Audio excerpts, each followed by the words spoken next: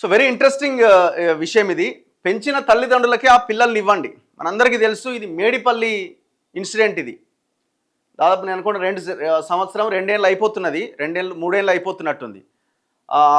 ఈ పిల్లల్ని కొంతమంది ఎత్తుకొచ్చిన పిల్లల్ని వివిధ రాష్ట్రాల్లో ఎత్తుకొచ్చిన పిల్లలను, లేకపోతే హాస్పిటల్ నుంచి తీసుకొచ్చిన పిల్లలను ఇక్కడున్న కొంతమంది పేరెంట్స్ దత్తత తీసుకున్నారు. ఒక టీమ్ ఆర్ ముఠా ద్వారా వీళ్ళు దత్తత తీసుకోవడం జరిగింది. తీసుకున్న తర్వాత ఆ ముఠాని పోలీసులు ఛేదించిన తర్వాత ఇప్పుడు ఆ దత్తత తీసుకొని పెంచిన పిల్లలంతా పాపం పెరిగిన పిల్లలంతా 2 ఏళ్ళు 3 ఏళ్ళు అయిపోయిన వాళ్ళు, నెలలు సాధిన వాళ్ళు ఉన్నారు. తర్వాత ఈ అధికారులందరూ పోలీసులందరూ ఆ పిల్లల్ని తీసుకొచ్చి ఆ సంరక్షణ కేంద్రాల్లో పెట్టిరు. పాపం ఇంతవరకు పెంచిన తల్లిదండ్రులు పిల్లలు లేక ఎవరో ఒక పసిగుడ్డు చేతికి అందితే ఆ పెంచిన ఆ తల్లిదండ్రులంతా బాగా సఫర్ అయ్యారు. మనం చూసిన లాస్ట్ 3 years బ్యాక్ వీడియోలు.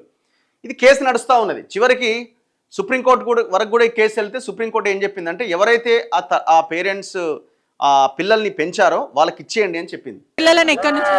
అదే శోభరాణి అండి, అక్కడి నుంచే తెచ్చుకున్నాం. ఏమని చెప్పించిందంటే వాళ్ళ పేరెంట్స్ అనుమతితోనే మీకు ఇస్తున్నా అని చెప్పారా, లేకపోతే దగ్గర నుంచే ఇస్తున్నా అని చెప్పింది.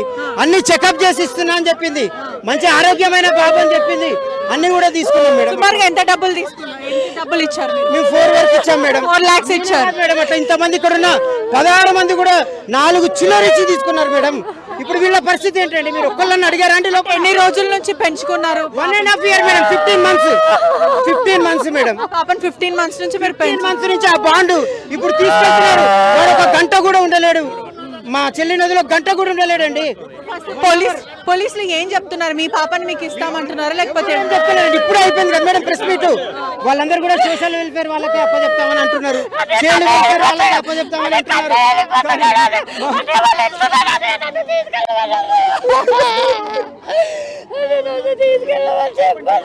మా కడుపు కోపకి తెచ్చుకున్నాం మేడం. మేము మా కడుపు చేసుకుంటారండి. ఇంతమంది వచ్చారండి, ఒక్కళ్ళు అడగలేకపోయారండి వీళ్ళ పరిస్థితి ఏంటని. 2 సంవత్సరాల తర్వాత, సంవత్సరం తర్వాత అయినా, 2 సంవత్సరాల తర్వాత అయినా ఆ తండ్రి తల్లిదండ్రులు దొరకపోతే శిశువుకి మాకు ఇస్తామన్న ఒక్కొక్క నమ్మకం మాకు కావాలా మేడం.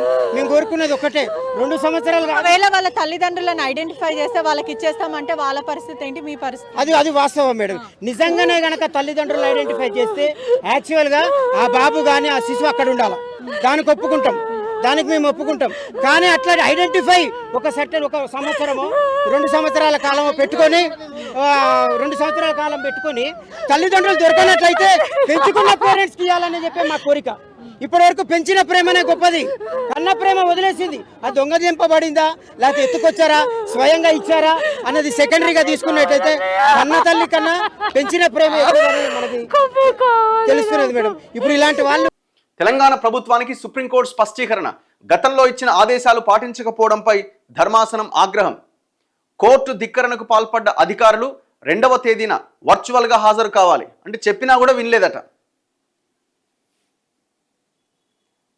ఆ పిల్లలకు ఊరట, వారిని పెంచిన తల్లిదండ్రులకు ఊరట. ఇంకా కన్ను తెరవని పిల్లలను దత్తత తీసుకొని పెంచిన తల్లిదండ్రులకే ఆ పిల్లలను తిరిగి ఇచ్చేయాలని తెలంగాణ ప్రభుత్వాన్ని సుప్రీంకోర్టు మరోసారి ఆదేశించింది. మంగళవారం అంటే ఆగస్టు 26వ తేదీన ఉదయం 11 గంటల్లోపే ఆ చిన్నారులను వారికి అప్పగించాలి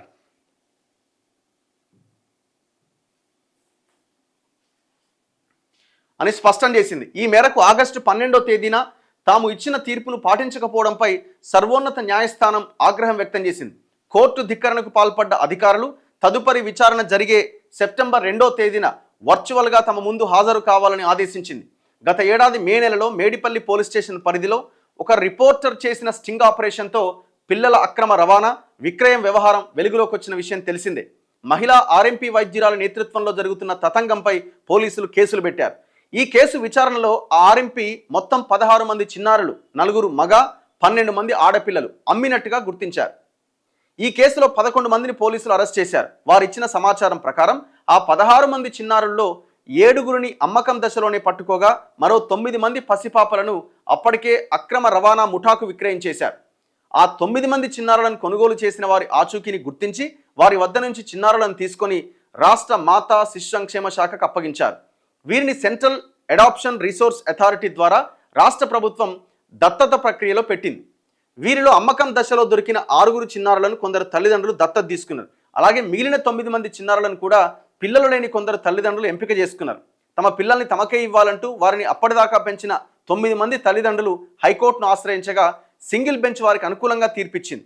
దీంతో ఆ పిల్లలను ఎంపిక చేసుకున్న తల్లిదండ్రులు వారిని తీసుకెళ్లడానికి ఒక్క పూట ముందు తెలంగాణ హైకోర్టు ఆదేశాలతో ఆ ప్రక్రియ ఆగిపోయిందట.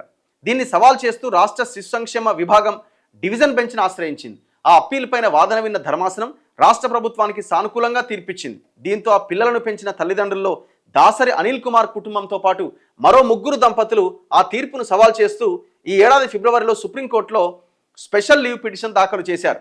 ఇదే సందర్భంలో రాష్ట్ర ప్రభుత్వం తమ వాదన విన్నాకే ఉత్తర్వులు ఇవ్వాలని క్యావియేట్ వేసింది. ఈ పిటిషన్ పైన సుదీర్ఘ వాదన విన్న ధర్మాసనం కొనుగోలు చేసిన తల్లిదండ్రులకే పిల్లల్ని ఇవ్వండి అని ఈ నెల 12వ తేదీన తుది తీర్పునిచ్చింది. 14వ తేదీ కల్లా వారిని తల్లిదండ్రులకు అప్పగించాలని ఆదేశించింది. ఈ తీర్పును సమీక్షించాలంటూ రాష్ట్ర ప్రభుత్వం అప్పీల్ చేసింది.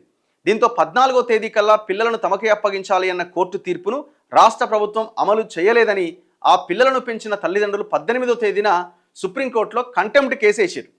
మళ్ళీ కోర్టు సోమవారం జస్టిస్ నాగరత్న, జస్టిస్ సతీష్ చంద్ర శర్మతో కూడిన ద్విసభ్య ధర్మాసనం ఆ పిటిషన్ విచారించింది.